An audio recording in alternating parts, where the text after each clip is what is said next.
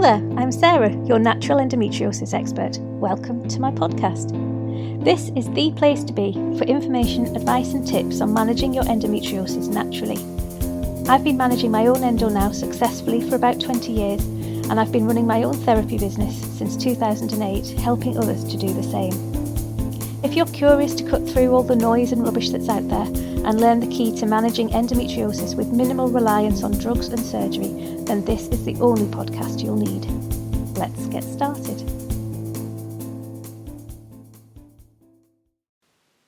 Hello there. In this episode, we're going to be talking about trauma and endometriosis. This follows on from a podcast I did a couple of weeks ago on anxiety and endo, and I was asked following that if anxiety and trauma are the same things. The simple answer is no, they're not the same things, but there is a link between trauma and anxiety. Quite often I work with people who have trauma and they have anxiety as a result of that trauma. They are different. However, as I'm talking, you may see some similarities between the impact that they have and the impact of our endo. So I want to start this podcast just with a couple of caveats. The first one being that trauma is not something to attempt to heal yourself. Whilst I'm a massive advocate, as you know, for self-treatment and for taking control of your health yourself, when it comes to trauma, it's a complex beast, and I would not recommend trying to heal your own trauma. If you feel that you have a deep-seated trauma or a trauma response that's impacting on your health, I would always recommend coming to see somebody like me who can help identify what that trauma is and help clear the effects of that trauma, rather than doing it all yourself. The second thing to say is that whilst I'm not talking about specifics in this podcast, there may be a couple of things I mentioned that could be triggering to you if you do have some trauma, so please just be mindful of that as well. Okay, so moving on to talk about trauma and anxiety and endometriosis. So as I say, anxiety and trauma are not the same thing. However, they often do go hand in hand. I work with so many women who have suffered from a trauma, who are carrying the impact of that trauma, and one of the impacts of that trauma is anxiety. Now, you can have anxiety without trauma. I work with a lot of women who have anxiety and they've never had a specific traumatic event happen to them. So you can get anxiety without trauma, you can get trauma without anxiety, but often anxiety does show up as a result of trauma. In fact, I would say in terms of the top 3 emotional responses to trauma, anxiety and fear is probably one of the top ones. Guilt and shame are also quite prominent when it comes to the emotional impact of trauma. And quite often we're working, when we start looking at trauma, we're working with something called toxic emotional trauma. Easy for me to say. Toxic emotional trauma is essentially where you've experienced trauma predominantly at a young age, and the effects of that trauma stay with you. So that could be something like having persistent stress and trauma as a child, unmet needs, not being listened to, emotional or physical neglect, or childhood abuse. It could also be living with parents who are generally neglectful or struggling with substance abuse issues, or you have a history of that in your family. So these can massively impact on your endo. In a future podcast episode, I am going to be talking about the hereditary aspect of endometriosis, and we'll delve a lot into that in that podcast. But actually for this podcast as well, it is incredibly poignant when we talk about the toxic trauma, the toxic impact of trauma that we kind of build up as a child. Now, when I talk about healing from this trauma, and that doesn't necessarily mean from the childhood trauma, it can be as an adult as well. When we talk about healing from the trauma, we can't change the event or the events that have happened, that have been traumatic.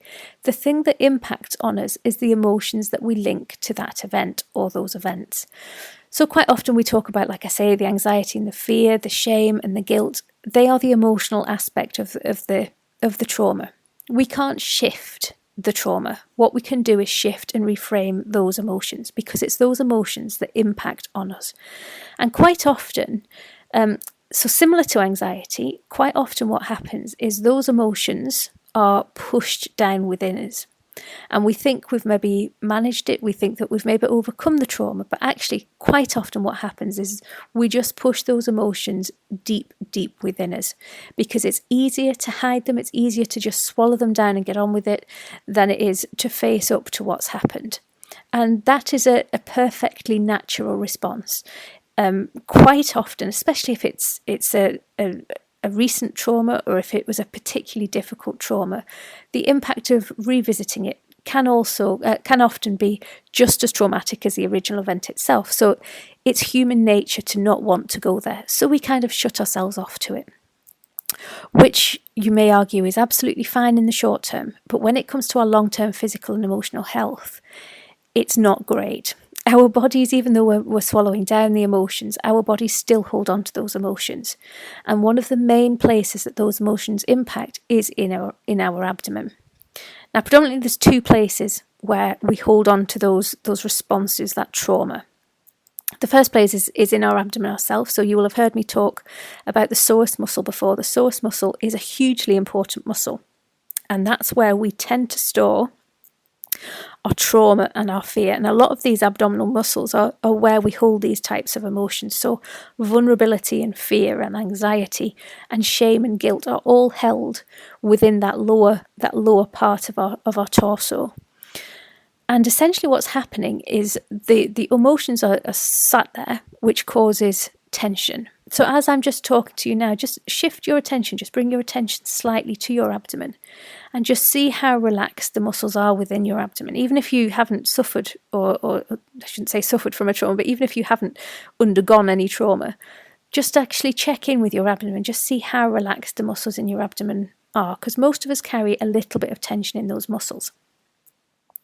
When you're struggling with anxiety, fear, shame, trauma, that tension within those muscles is even more acute. Our psoas muscle is a vital part of our fight or flight, which again links directly to the anxiety that I was talking about in the earlier podcast. Our psoas muscle, essentially what happens when we are getting ready to fight or flight, that psoas muscle is integral in terms of us moving. So the psoas muscle is a massive muscle, or massively important muscle, that attaches the bottom half of our body to the top half of our body. And it's essential in terms of movement. So when we go from a standing start to a run, or from sitting down to standing up, the psoas muscle is one of the key muscles involved in those movements. So when we are struggling with stress and anxiety, when we are living with that trauma response, that psoas muscle gets tighter and tighter. And because of our sedentary lifestyles, we don't have a huge amount of opportunity to release that muscle. Unlike our shoulders and our neck that we can maybe crick, or we can move our arms around, our psoas doesn't have the same kind of opportunity to release. So walking is a fabulous release for the psoas, although it can tighten it as well. So just be mindful of that. There are a couple of yoga poses that are really good to stretch out the psoas. Pigeon pose, I find, is a really good one for that. But other than that, we don't get too many opportunities to stretch our psoas because we spend so much time sitting down. So those emotions sit and fester within our psoas muscle. The tighter I'm going to say psoas muscle, but all of the muscles, wherever we're holding that tension, the tighter that gets, that then spreads. So exactly the same as if you get a sore neck, then the neck spreads to the shoulders, maybe spreads to the other shoulder, maybe down the back. Exactly the same is happening with the tension in our abdomen. It may start just at the psoas, but that will then spread into the soft tissue, into the adjoining muscles, and even into our ovaries and our womb. So we can be holding all of that tension in our womb. And actually, when it comes to, especially if it's been a sexual assault, when it comes to sexual assaults, we do hold a lot of that emotion within our womb. Our womb is a fantastic organ. It's a fantastic part of our bodies. It's so sensitive and it's so important when it comes to our emotional well-being. But because of that, it's also massively sensitive when it comes to the negative aspects as well. So quite often when we're dealing with sexual assault in particular, we have the physical scars of the assault, and we then sort of start to protect ourselves. So it's almost like a post-traumatic stress response within our womb. And we hold those emotions within our womb. So we have all the tension, anxiety, all the emotions that are held within the muscles of our abdomen, within the soft tissue of our abdomen, and then also within our womb itself. So over time, you can see what a massive impact that will have on our menstrual cycle, on our digestive cycle, on any cycle that's linked to anything within our abdomen. And it's not that easy to clear. Like I say, anxiety and stress, I can teach techniques, we can learn techniques, we can do techniques to clear that ourselves. When you have a trauma response, it isn't that easy because the brain wants to protect ourselves. Our brain wants to protect against the emotional, the physical response of the trauma. And like I say, often to revisit that trauma, it can be just as impactful as the original event or events that took place to give us that response in the first place. So our mind doesn't want to go there. Our body doesn't want to go there. We are happy ignoring it, but we can only ignore it for so long before the issues start to rise. Now, when we're talking about our womb response, a lot of, if not, I'm going to say most, if not all women that I work with have at least a disconnect to their womb. So when I talk to many, many women about how they feel about their womb, the responses sort of range from a complete indifference to an actual hatred. And I've heard people say, I'd rather it wasn't there. I don't need it. I'd rather it was just gone. And that's so sad because that connection to our womb is so important when it comes to our menstrual health, especially if we're talking about fertility and looking to maximise our chances of conceiving, if we're looking to overcome our endometriosis, then that positive connection to our womb is so, so important. Yet so many people, because they've been living with that trauma, and that trauma, the emotional response to the trauma is hidden deep within the womb, there's a disconnect, there's an ambivalence, or even a hatred towards the feminine organs. You will possibly have heard me say in previous podcasts, or if you've worked with me before, that energy flows where our thoughts go. So, like I say, a healthy, positive relationship, even a love for our insides, for our womb, for our uterus is vital if you're going to see a recovery or manage your endometriosis successfully. So whilst I've said that we shouldn't be attempting to heal our trauma ourselves, there is something you can do in terms of easing the traumatic response that your womb is having and regrowing that connection to your womb. And if you just, like I said before about bringing your attention to your abdomen and just noticing the tension in there, a really nice thing to do is just to pop your hands over your tummy, so where your womb is, pop your hands over your tummy.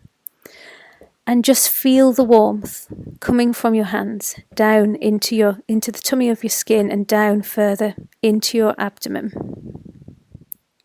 And then if you just slow your breathing right down, focus on your breathing, focus on the warmth from your hand.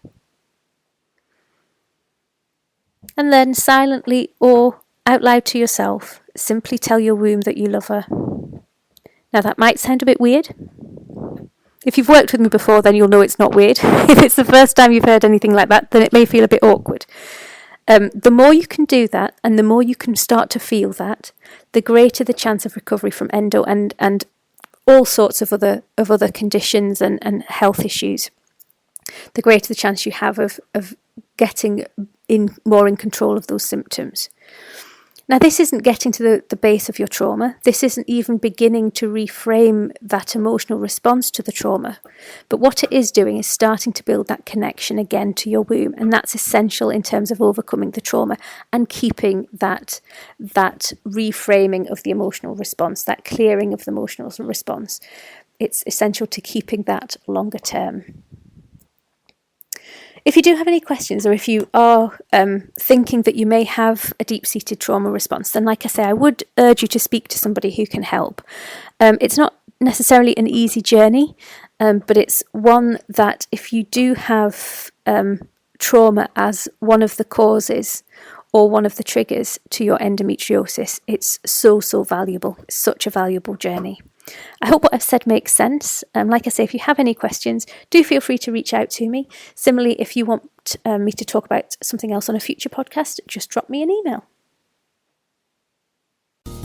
Thank you so much for tuning in today. I really hope that you found this podcast helpful. If you did, please hit follow so you can listen to more, and please also share it with anyone else who you think will benefit. And don't forget, if you're looking for women's health treatments, workshops or support within your workplace, you can find all of my services, including our monthly virtual clinic, over at www.healthyandwomenshealth.com. I'll see you next time.